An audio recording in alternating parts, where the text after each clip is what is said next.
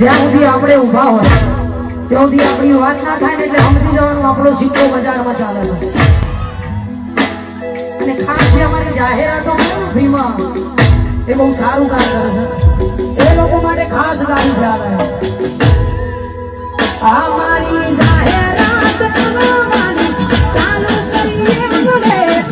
જાહેરાત ફ્રીમાં ચાલુ કરીએ આપણે. એ બીમારી નહીં શોધે